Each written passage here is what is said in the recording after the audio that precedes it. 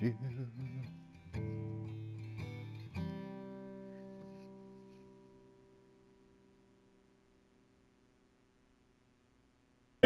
Now, here's what we're going to do.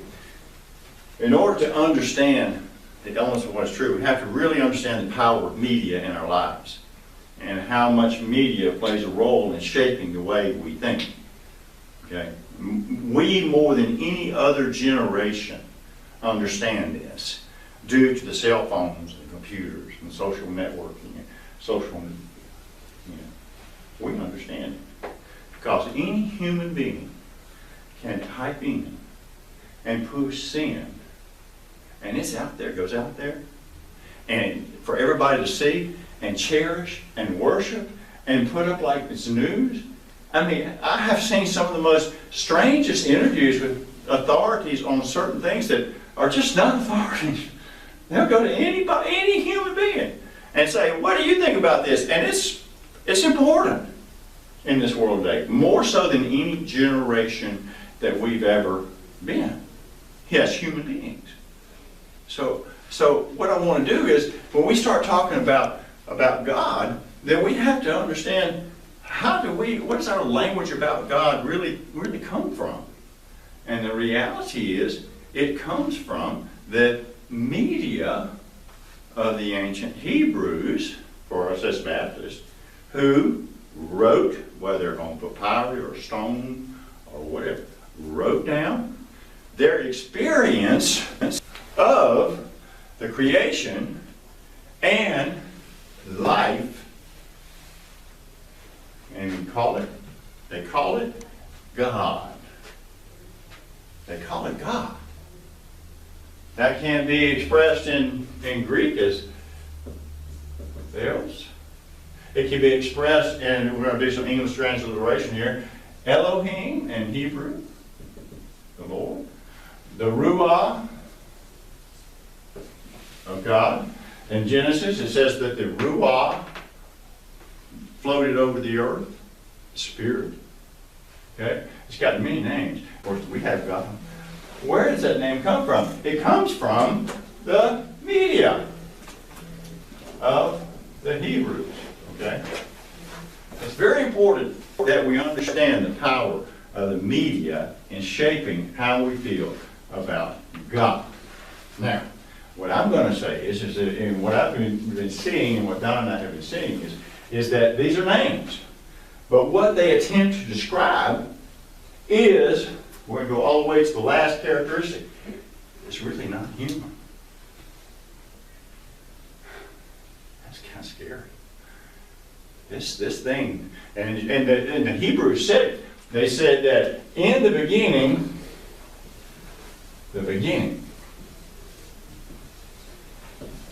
there was God. In the beginning there was God, which tells you that there was a beginning in the Hebrew mind. But before there was a beginning, there was God. There was this. And that's just the name that they called it. The name that we have adapted because we have agreed that, and through acceptance of the testimony of the Hebrew media, we have agreed that's who he is. And we even call him a he. We call it he. Father. Jesus called it Abba, Daddy. That's sweet. What do we call it? Well, let's look at its characteristics. I have identified here a few characteristics, and I would just like to go through them. And if you have anything you want to add to this, number one, eternal. And this is one of the most important elements, or this is kind of characteristics of God, not really element of God, but things that are visually, consciously seen in the universe, acknowledged in the universe. In the beginning, God. That means before the beginning there was. This has no beginning. Now, I'm going to refer to God for the next few minutes as life. And the reason why I'm going to do that is because by the time we get to the end of this equation, it's going to equal life, fullness of life, the expanse of life, the greatness of so much about life is so much beyond what our bodies are participating in, and yet we are fulfilled and we are satisfied in this life that is God. So I'm going to refer to it as life for a while. This life is eternal, has no beginning and has no end. I like to draw, for purposes of expressing the eternal, is draw in our media human minds a timeline. But we're going to put an arrow on it here, going this way, and we're going to do it all the way across the board. And we're going to go over here and put an arrow this way. Why? Because it has no beginning and it has no end. This is the life. You can imagine. And also, what I want you, without exploding any cells in here, I want you to just imagine, not only is it here no beginning, and it's here no end, it also is all in this, the whole way. Every bit of it, always. Jesus said the kingdom of God is at hand. It's never out of reach. It's right there. The kingdom of God is at hand. It's always with us. All the time. So not only is it forever and ever no end, and forever and ever not beginning, it's also completely in our presence at all times, 24/7, while we're sleeping, or while we're awake, and whatever we're doing. So that's the first thing. Anybody got anything I want to say about eternity, eternal, the eternal God, the eternal life that it is? Anybody? Okay. Let's move on to the next one. This life is colorless. And this is a very, very, very important issue right here with the life that we're talking about.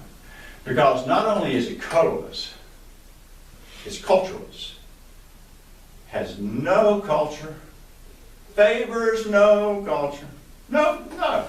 This has nothing to do with what humans have gathered together and become amongst themselves.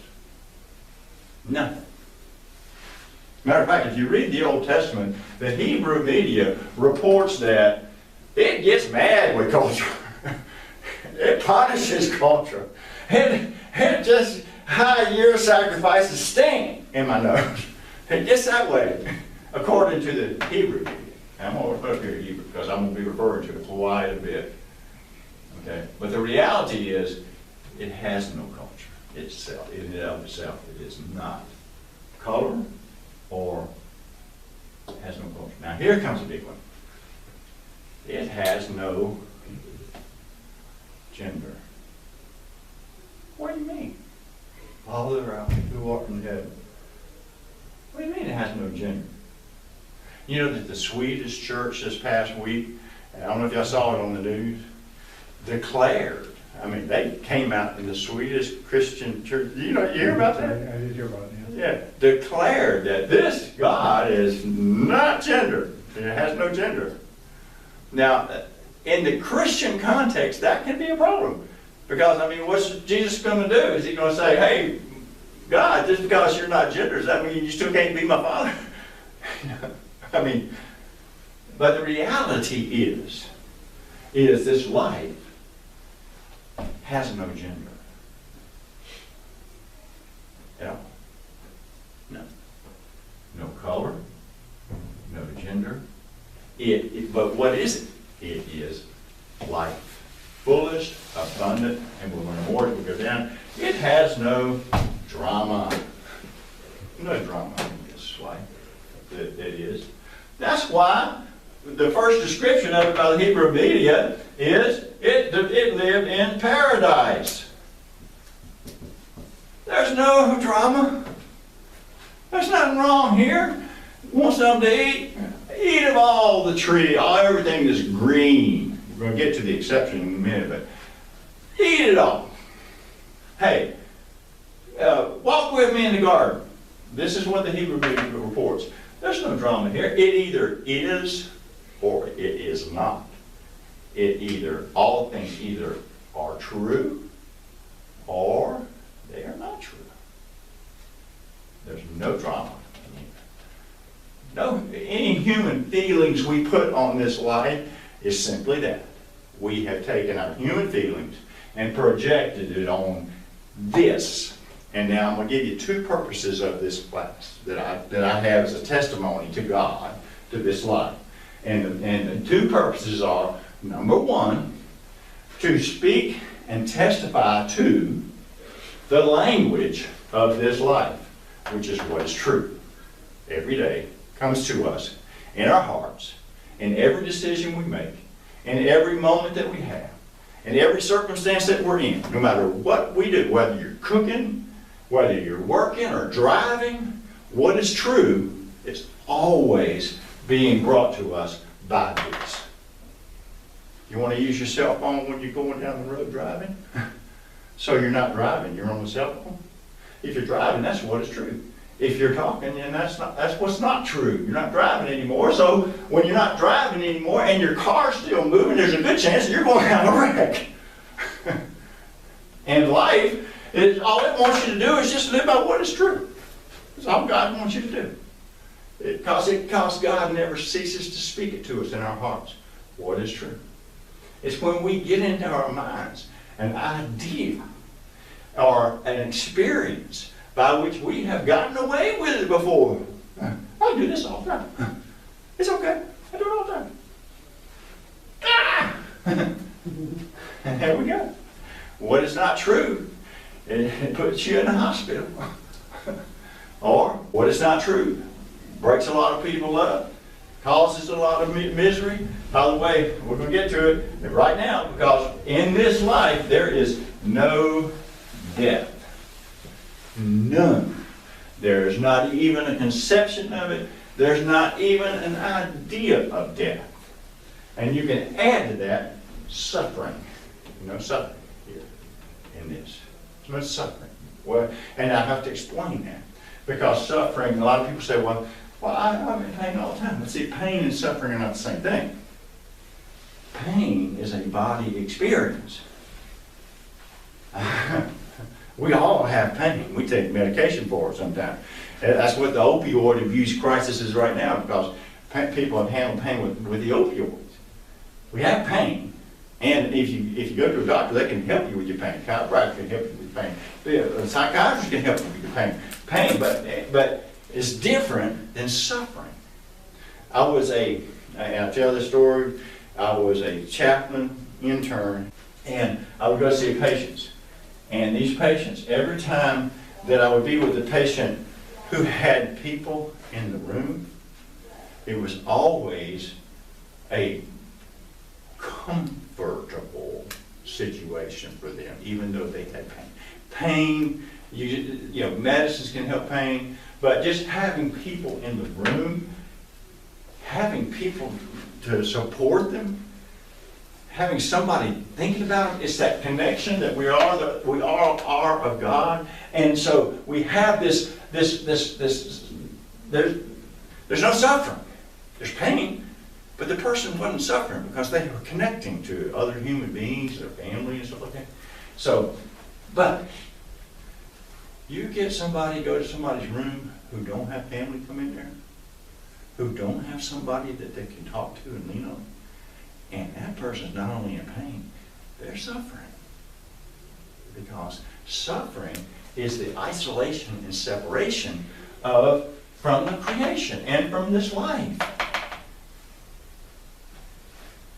That's where suffering comes from, but there is no suffering in this life. Okay?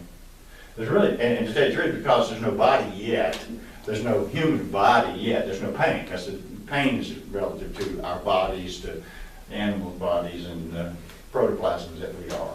So, anyway, there is no death, there's no suffering, and it's eternal, colorless, genderless, dramaless. It is all things. This is so important. It is all things. What does it mean, all things? It is the whole creation. It is every molecule, every atom, this life is all that there is. Now, what Why was that important? That this life is all that is. Well, when I was coming up in seminary, they used to teach us, and they still do, that God, Theos, created ex nihilo. Okay? That's Latin for out of nothing. Okay? God created out of nothing. And as a young seminarian, I thought, only God could do that. Only God could go, let there be light, and there was light. Only God could go, let there be a tree, there's a tree. Heavens, hey, there they are. Earth, moon, stars, there they are. So, God created ex nihilo. Well, then it came to me over years of experience of walking with this light and in meditations and seeing it in every circumstance of my life that this is eternal. It's before the beginning. And it goes on forever. And so if that's the case, there never has been a time where there was nothing. There's never been a time when there's nothing. It's always been theos, life. There's always been something. Always. So where did all this stuff come from? This stuff comes from all things. It's like all things. All things. Jesus said, I can't show you all things. He didn't say a few things.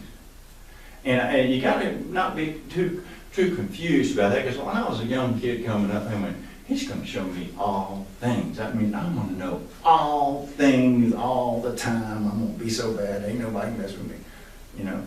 But the reality is, it's in the moment. It's circumstantial. Now, the elements of what is true was written on basically on, and I'll bring that up on the big screen here in a minute. But the elements of what is true was written on the belt line, basically. Don, he said, Barry, what you're talking about with this what is true stuff, it sounds like word salad.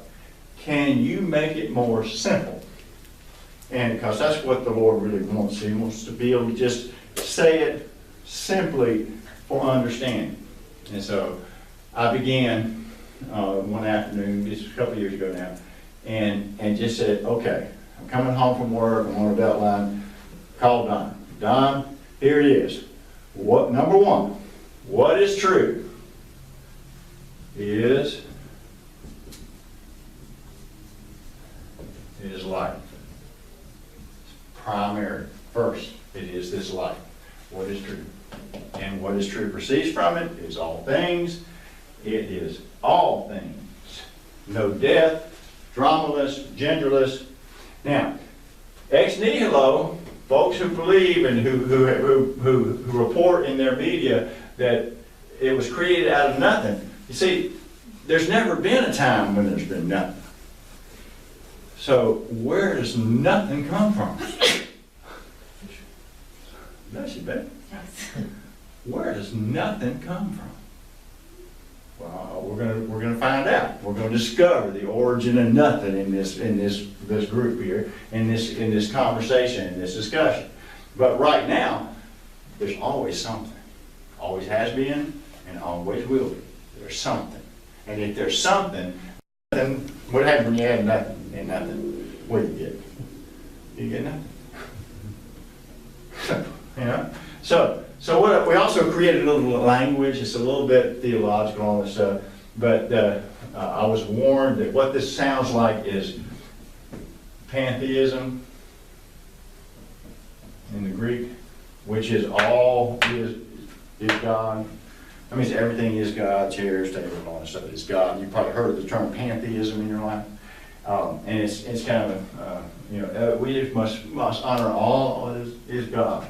And then Dr. Thomas Jackson, he's our pastor emeritus. I don't know if y'all know Dr. Jackson. But Dr. Jackson, he warned me. He said, Barry, he said, it's not pantheism. He said, what I think it is, it came, this was idea was introduced like in the 1600s. In the 1700s, they came up with panentheism, which is all things, all is in God. It's all in God, which is It's really sort of confusing, you know. And so I prayed about this, and I said, God, I'm not feeling it. I'm not feeling this is pantheism, and I'm not feeling this is pantheism. What is this you're doing? You know. And so it came. And so what I have here is called pantheism.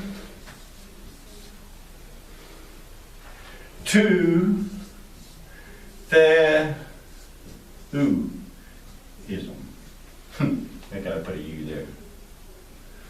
Pantheism. All of God. Everything is of God. All things are of God. Let there be light. It didn't come from nothing, that came out of God, and it's of God. Let there be the heavens and the earth. Didn't come from nothing. It is expressed out of God. How can it do that and not be God? And not be God. And I always use the example of my dad. My wife would tell me, he said, Barry, he said, you know, I'll be doing something. She'd say, okay, Terry Hayes. I go, Terry Hayes, yeah. I was doing something that reminded her of my dad. She knows my dad, right? And so she would call me out to be him, because I'm of him.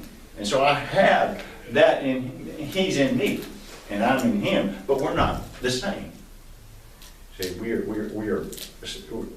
we're separate in body, but being of God, we're not separate at all from life, the breath.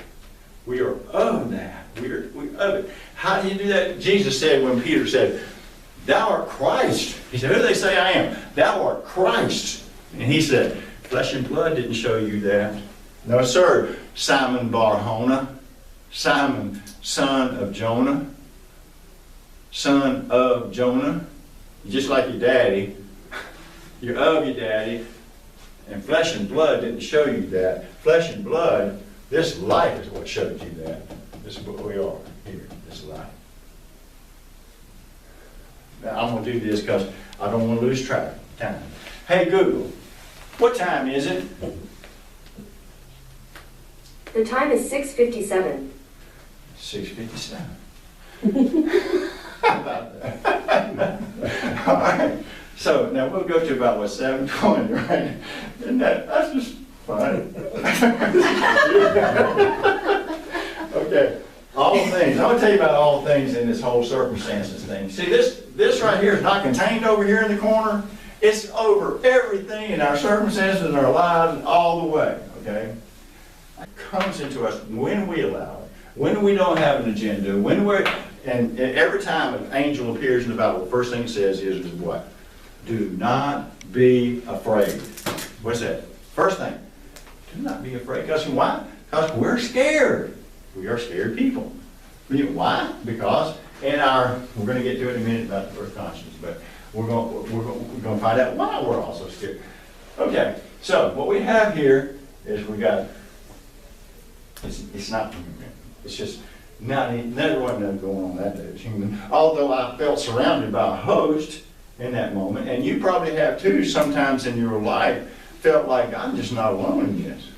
And you know why? Because this is all things. And if you need support, it's over your shoulder. You look at the Old Testament. Look up there on the hill. Do you see those masses? No, I don't see them. But the hills are covered with the angels. Somebody could see them. If you need some help, well, first thing you do is focus on the life and what is in the moment in this very circumstance, and watch what happens. I call it, well, I'm going to write this down too because this is important. I call it the quantum manifestation.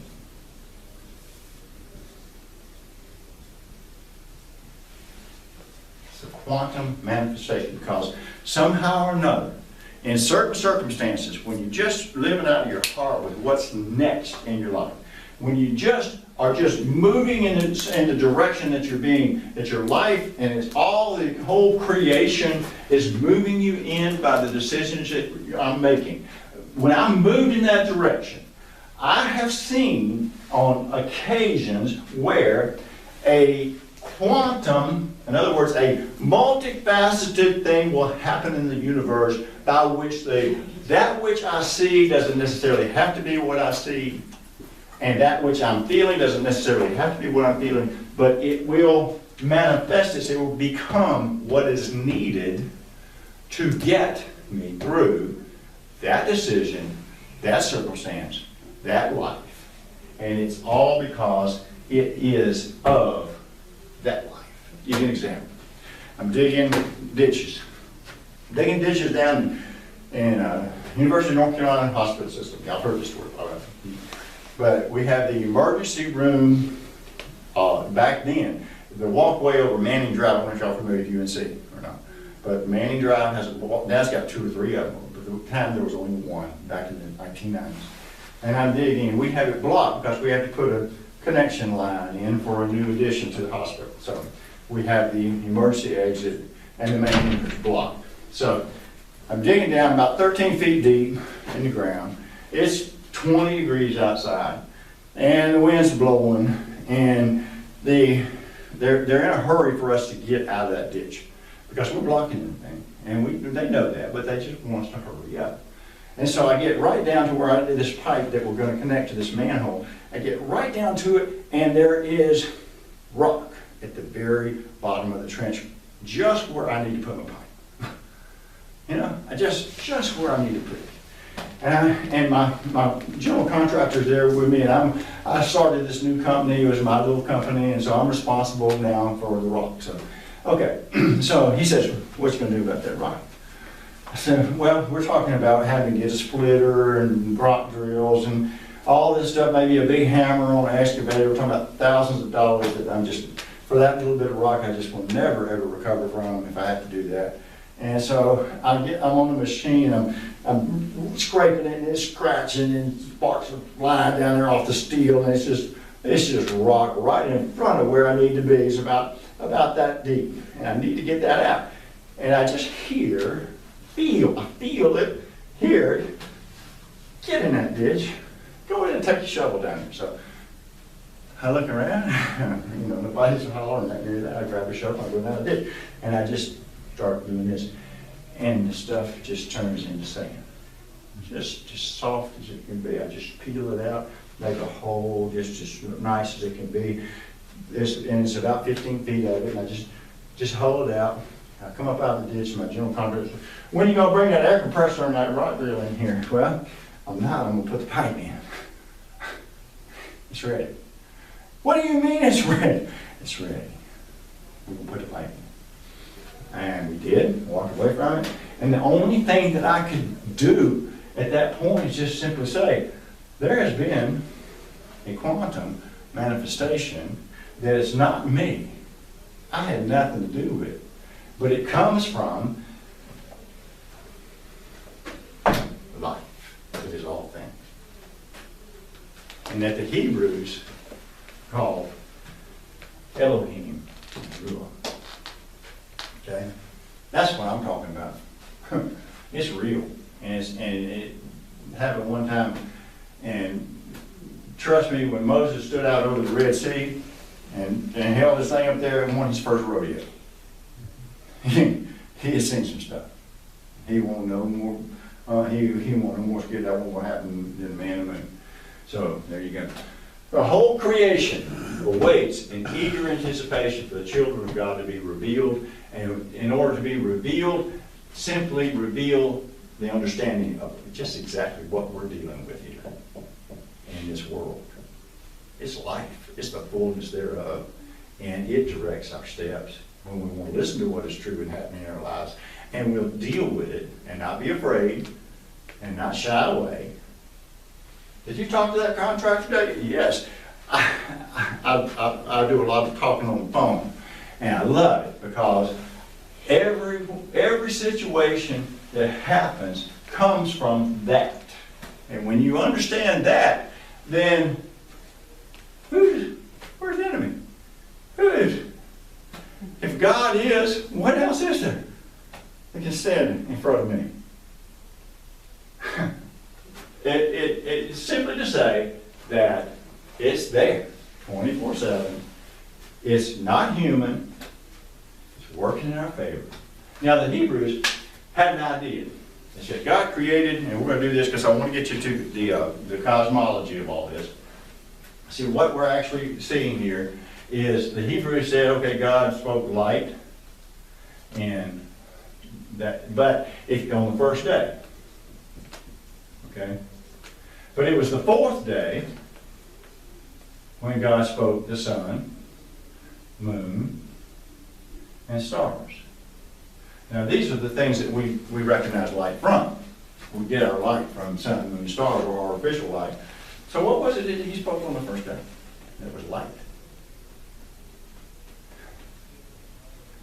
Well, this light reveals to the whole creation this life. And it's in our heart, and it's in our consciousness. And it also separates us from all that is not life. So, and the Hebrew said he created light, and he created, had 7 days of creation, 6 days of creation, and then rested on the seventh day, and it was all there. And you have the Hebrew cosmology of, you have the waters under the earth, and then you have the Sheol, and then you have the firmament. Actually, you have the earth, and you have the firmament above that, and then the heavens above that. So you have this tiered, from what they could see in 2800 BC, what they could see, they described it perfectly. God put these things. Now remember now, this is the original flat earth society. They ain't got no clue that the earth is round. You know, they ain't got no clue. Okay. But so what they describe in the book of Genesis is a perfect description of what they could see, what they could experience. But it just gives you an idea how limited we are as human beings, because this light has no limit. It's all things, and it keeps revealing to us. And one day, Galileo, Copernicus started it. He's the one who started it. He said, "Hey, man, I think we're actually moving. I think the Earth's moving. I don't think the Earth's the center of the universe. I really don't think it's the center of the universe." And so then Galileo comes along, and he's watching Mars, and he's going, "Wait a minute. Mars is going with us," but then all of a sudden it starts going this way. And then all of a sudden it starts going this way. What's going on? I really think that we're not the center of the universe. But one of the problems that we have as human beings, as we get towards the birth of consciousness here, is to understand is that I call it pre-Copernicus consciousness. We have this pre-Copernicus consciousness that says, I am the center of the universe. I am first. All it revolves around me. So my needs have to be met. I am the center. Well, Galileo came along. Galileo was thrown into house arrest, by the way, till he died because of his observation. Okay? Because he observed Mars doing that thing, and he reported it.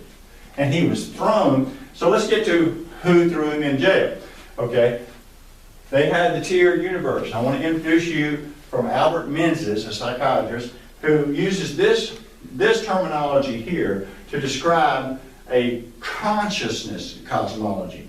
He says, and he doesn't use it in the same way that I do, but whenever I saw this, it was just introduced to me in Portland, Oregon, about 3 years ago by Myri Morrissey, who's a lady from Australia who was studying under Albert Menzies at the time. She brought this to my attention, and it just made so much sense. Okay, you have in this cosmology here you have the waters and the Sheol and the heavens and the earth and firmament and all this stuff. Here you have this is a cosmology of consciousness. So you have essence. Essence is the life. Okay, you have dreamland. Dreamland is the state we are in. It's either awake or it's asleep, but it's who we are as human beings. Then you have the consensus reality. And the consensus reality is what we agree on as human beings. For instance, we as Baptists agree that the Bible is the Word of God. And depending on which church you go to, there are some who say it's the only one. The very reality, when I was growing up, man, that was the way it was. I mean, it was dictated by God to man, and so the Bible is the Word of God. And the consensus reality of human beings who agreed to that made it doctrine. Okay? Now we have doctrine. Now we have a consensus reality. The consensus reality makes this absolute. Tries to imitate the light, but it can't imitate that. Why? Because in our humanness, in our consensus reality, life, it never ends, never beginning, it's always where we are, and it permeates with what is true. It brings us what is true.